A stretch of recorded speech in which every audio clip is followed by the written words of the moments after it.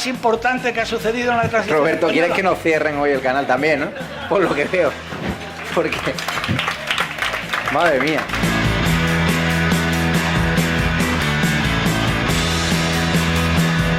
Mi obsesión, y lo digo abiertamente, es expulsar a esta gente del gobierno. Mientras que no los expulsemos, España seguirá siendo el peor país en gestionar una pandemia, el peor país en una crisis económica, el peor país. Y la única forma que tenemos de evitarlo es echar a esta gente.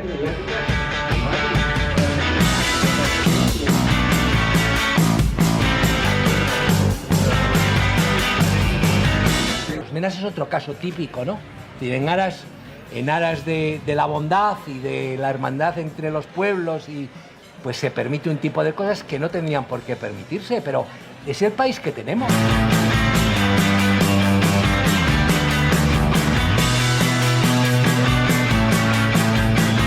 Pero no me gusta para nada muchísimas cosas que he dicho. Por eso está en estado de alarma, porque si yo solo tuviese a personas que piensan como yo, pues sería un programa muy aburrido y no construiríamos nada. Desde la diversidad y la libertad de expresión es cuando llegaremos a los consensos, si no será imposible.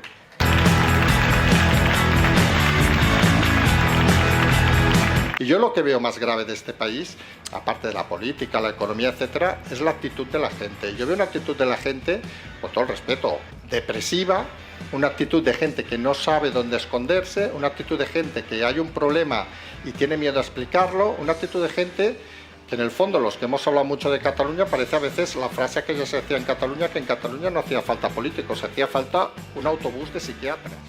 ¡Viva España!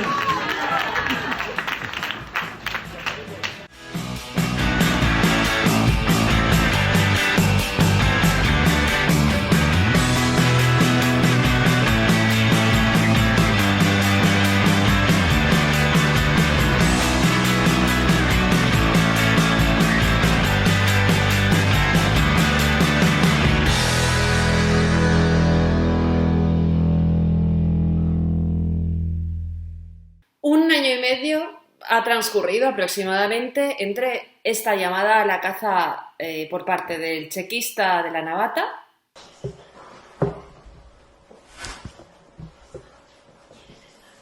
En nombre de Unidos Podemos, alerta antifascista.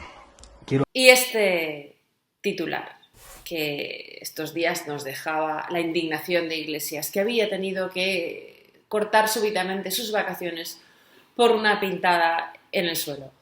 Un año y medio ha transcurrido entre el decreto de la violencia al disidente, del que hoy es el vicepresidente de España, cuando la izquierda perdió aquellas elecciones andaluzas a finales del 2018, y la operación Hortera de esta semana con pintura verde, en la que Iglesias denunciaba un acoso facha que jamás se produjo, salvo en su argumentario desesperado. Desesperado por erigirse víctima, una condición a la que hace aproximadamente 2 meses le había negado a Iglesias el juez García Castellón en el feo asuntillo de Dina Villarejo y las cloacas de Podemos. El acosador de los Iglesias Montero podría haber sido un holograma de Steve Bannon, ahora con más tiempo libre, venido desde la costa oeste de los Estados Unidos hasta la carretera comarcal asturiana, la zona minera, en la que aparecieron las pintadas de Coleta Rata, oportunamente serigrafiadas en verde, por cierto, en verde Vox. O quizá fue alguna otra conejita antiimperialista, parte del harén del azotador de Vallecas, a la que el vicepresidente también le juró el sagrado sacramento del matrimonio.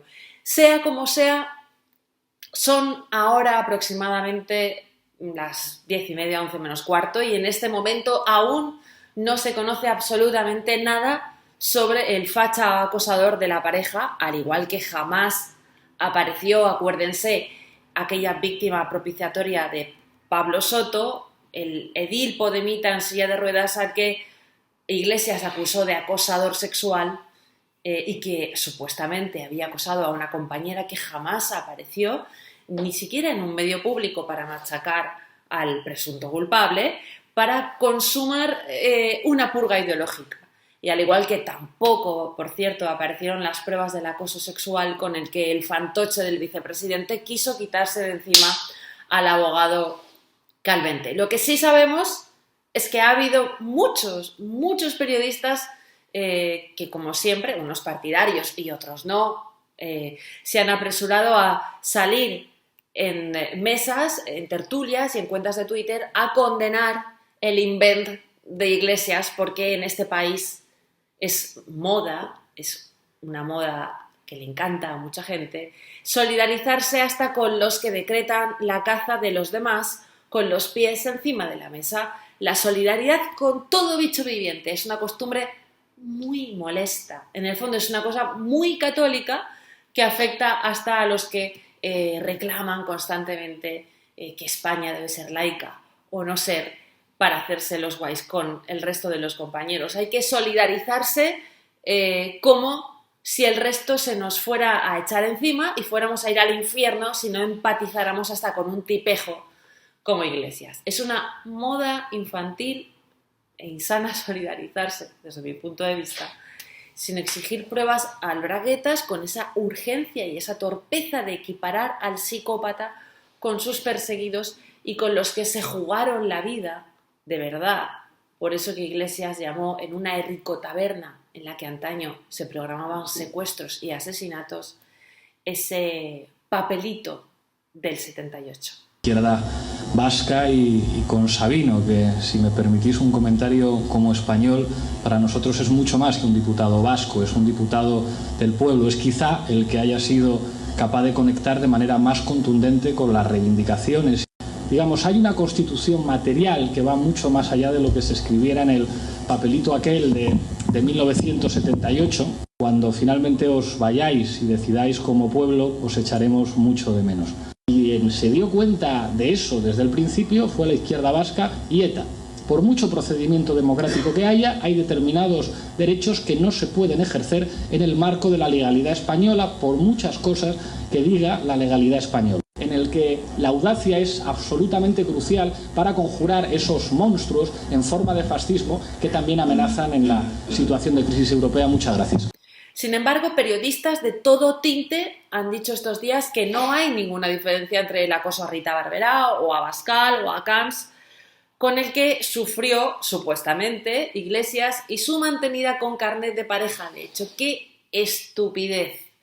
Porque en el fondo se trata de decenas de profesionales abrazando la censura para que no les apliquen el comodín del delito de odio, y por ello aceptan con miedo escribir una opinión que va a favor de lo que exige el sistema.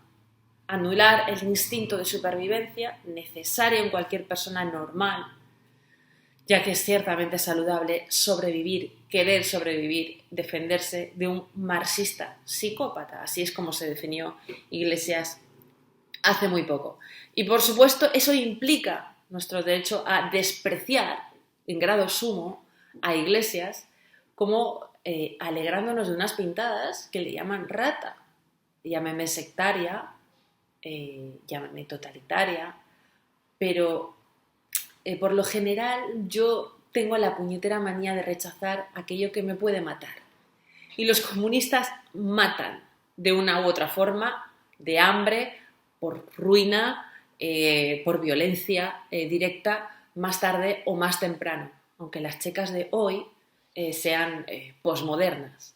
Respetar al marxista, que además está en el poder, es empatía suicida con una secta criminal que tiene a sus espaldas más de 100 millones de muertos. De haber sido ciertas esas pintadas, y digo de serlo porque para fiarnos de este mentiroso habría que obligarle a pasar 100 veces el polígrafo de Conchita, habría que felicitar al creador de esas pintadas por su fino olfato y su rigurosa descripción, porque observen cómo la RAE describe a la rata, la definición pragmática de rata.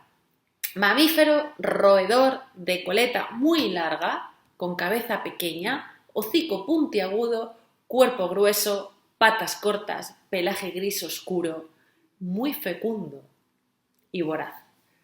Los académicos clavan la transmutación de Iglesias desde aquel perfil antaño lánguido de corredor de atletismo guineano de sus épocas juveniles, tan apto, un físico tan apto para arrinconar a Rosa Díez en la Complutense o para rodear el Congreso, al tipín de esfera peluda tan propio del nuevo rico que se devora los buffets gourmets por si algún día vuelve al buffet del chino de 8,95 del barrio.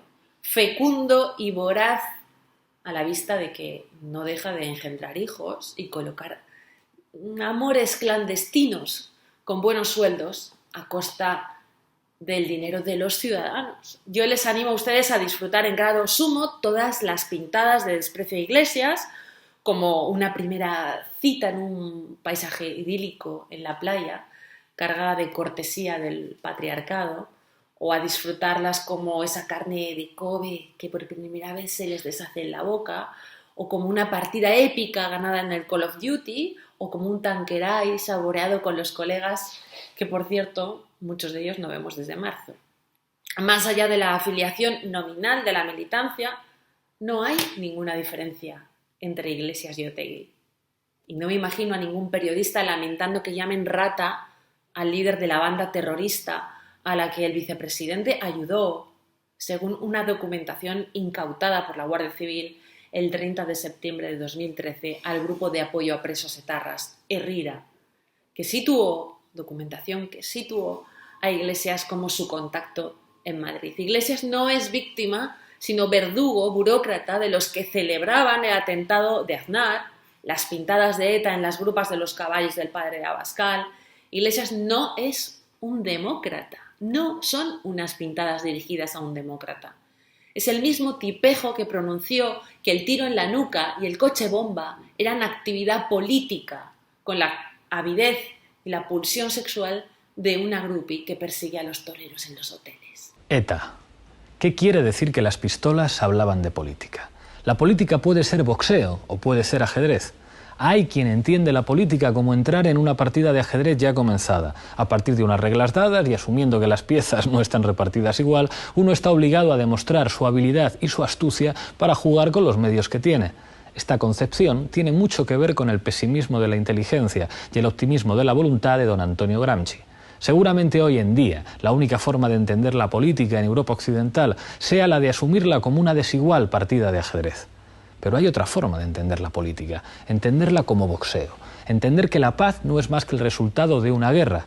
Así entender. Alguno de esos que han equiparado durante estos días el acoso violento y sistemático de las huestes de Mónica Oltra, Iglesias, de Torra o las de Otegi, al Iglesias rata o al cómeme la polla que denunciaba La Sexta anoche, que tanto ha justificado el jarabe democrático a otros, se imagina a Camps, a Villacís, a Cristina Cifuentes, a Barberá.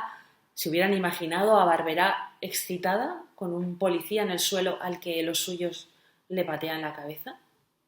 Pues señores, hay mucha diferencia entre los que aguantaban las balas en los buzones y los que las envían. De forma que disfruten las pintadas al verdugo, porque expresaba una rabia que está creciendo. Cuando la rabia crece en la gente hasta el punto de enfrentarse a un vicepresidente del gobierno, cuando alguien es capaz de jugarse la integridad física y muchas cosas más, algo está pasando en la sociedad. Polémica muy dura que hemos visto cuando un grupo de antidisturbios trataban de detener a un manifestante. Hemos visto cómo algunos manifestantes les rodeaban y efectivamente agredían a un policía. Sé que esa imagen se ha utilizado para criminalizar a los manifestantes, pero tengo que reconocer que me ha emocionado. Porque a pesar de que se la estaban jugando, a pesar de que no es agradable ver una agresión contra nadie, creo que expresaba una rabia que está creciendo.